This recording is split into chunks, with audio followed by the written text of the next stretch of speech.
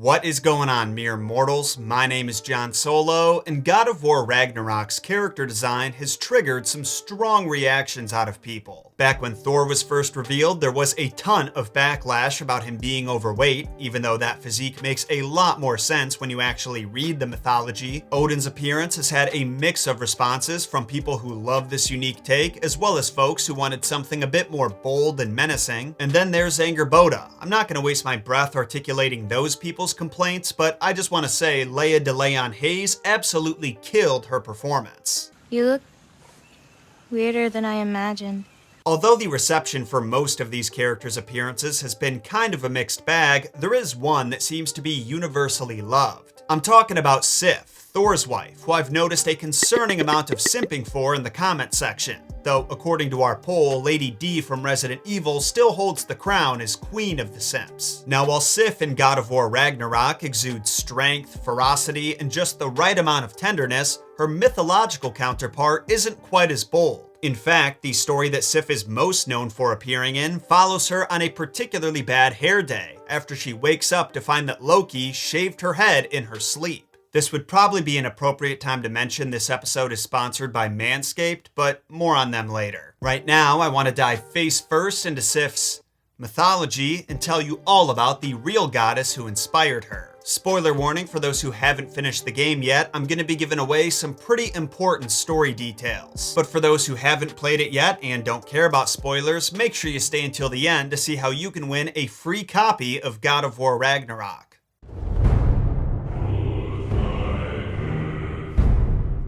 So right out of the gate, you're going to find Sif's mythology both fascinating and confusing, because the only things we really know about her are that she has golden hair, that she's married to Thor, and that she has at least one child by him, their daughter Thrúdur, who also shows up in God of War Ragnarok. It's become pretty widely accepted that she's a goddess of the earth, or if you want to get more specific, the earth's fertility, but this is never explicitly stated anywhere in our Norse resources. The Skaldskaparmal chapter of the Prose Edda gives her name as a synonym for earth, but her actual domain, powers, and worship are nowhere to be found in the rest of the book, or in the Poetic Edda for that matter. So where did her association with the earth come from? Believe it or not, it's actually from other mythologies. You see, it's pretty common in pantheons all around the world for sky gods like Thor to be married to earth goddesses. Think Uranus and Gaia in Greek mythology, or Deus, the Proto-Indo-European sky father we mentioned last week, and his partner Daegyeom,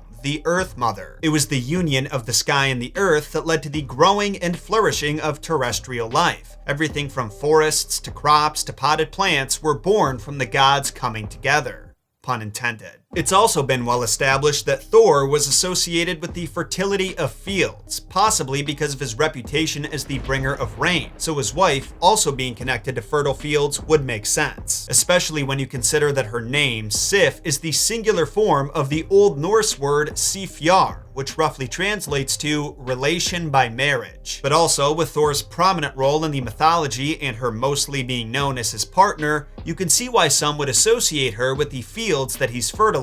Not to mention that he also fertilizes her fields, if you know what I mean. Oh, that's gross. Now, this is just a theory, but I think that her relation to fields and farming could be why Odin in the God of War game placed her in charge of the Midgard refugees that moved to Asgard. Those people needed help building their farms and establishing their new homes, so who better to ask than the goddess who oversees both the harvest and familial relationships? Funnily enough, she plays the same role for the Asgardians in the post-game. After Asgard is destroyed and its residents are relocated to Vanaheim, she could be heard speaking to Hildisvíni about setting up farms and granaries. Where can we set up the farmsteads and the granaries? We don't do that kind of thing here. This realm provides us what we need. What if the winter is harsh, or if the food spoils? Then we hunger, and we learn. Another way that scholars associate Sif with farming is through her famously long, golden, beautiful hair, which they believe represents fields of golden wheat. But to be clear, not all scholars agree with this, and and personally, I find it to be a bit of a stretch. Don't get me wrong, I have zero qualifications to make that judgment, but there are two different points in the Prose Edda where it's mentioned that another term for gold is Sif's hair. They do go on to list other epithets for gold, like Freya's tears and Draupnir's drop, so it's not like she had sole dominion over it, but there is no instance in any of our Norse resources where wheat or crops of any kind are mentioned in association with her hair. Granted, our sources don't contain every detail of the Norse mythos, not even close, so it's fair to suggest that the connection was just left out of the writings. But considering that her hair is compared to gold basically every single time it's mentioned, I just can't help thinking that if it was associated with wheat, that would have been clearly stated somewhere, especially as a goddess of fertility and the earth. But let's not forget about her other domain, marriage and family. It almost seems like goddesses who preside over this realm are always cursed to have unfaithful husbands, and sadly, Sif is no exception. She and Thor have their daughter Thrudr, who I mentioned earlier, but she's the only one of their children to be sired by both of them, unless you count their son Larethi, but not everyone does because he isn't mentioned in any myths, and as far as I know, only appears in the euhemerized prologue of the Prose Edda. Her stepsons are Magni and Modi, who Thor had out of wedlock. Magni with a giantess named Yarnsaksa, and Modi with an unknown woman. Their lineages in the God of War universe actually follow the mythos pretty perfectly, though it seems like Sif eventually got over Thor's affairs and chose to be a good mom who raised the boys as her own. Magni, Modi, our boys. We used to tell them stories by the fire. Do you remember? We would carve those wooden horses. We would play and laugh until the sun sank and they fell asleep in our laps.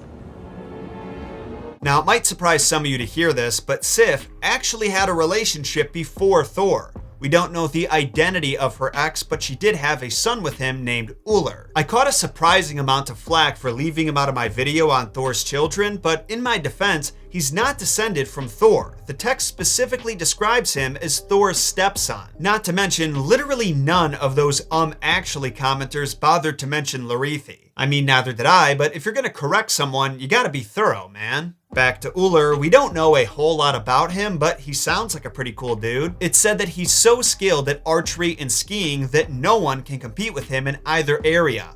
We're also told that he's beautiful to look at, an accomplished warrior, and a good person to pray to in single combat. I don't know about you guys, but that creates a badass image in my head of Ullr taking out enemies with his bow while simultaneously racing down a mountain on a pair of skis.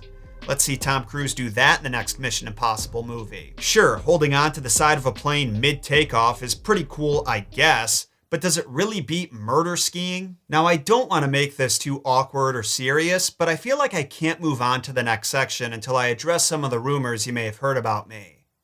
And Sif. They're not true, okay? Loki and Odin lie as easy as they breathe, and both times they said that, they were just trying to cause trouble. For those who don't read the tabloids, there's a story in one of them called Greybeard Song where Thor gets into an insult contest with Odin, who's disguised as an old man and refuses to ferry Thor across the river. The two exchange barbs for a while, as well as brag about how many monsters they've slayed and women they've slept with, but at the end of the exchange, Odin gets real personal and real specific. He says that Thor's wife is cheating on him at this very moment, and that if he did ferry the god across, Thor could get home in time to catch her in the act. But he doesn't ferry him across, so Thor is stuck taking the long way home and wondering the entire time if Sif is having an affair.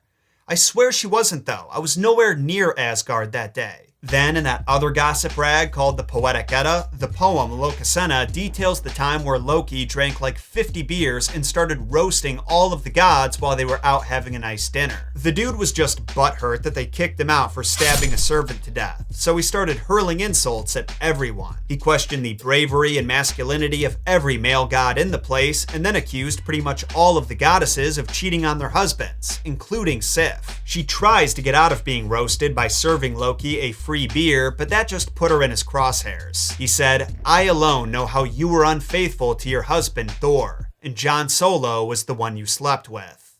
Okay, he doesn't say Jon Solo. He claims it was himself, but that ruins my bit. Well, jokes aside, after he makes that claim, the sound of thunder echoes through Aegir's Hall, lightning flashes, Thor appears in the doorway, and not long after, Loki is sent packing with his tail between his legs. You can't really blame him for hightailing it out of there. He was about this close to having Thor's hammer shatter his skull into 1,000 pieces. But now that I think about it, you can blame him for Mjolnir's creation.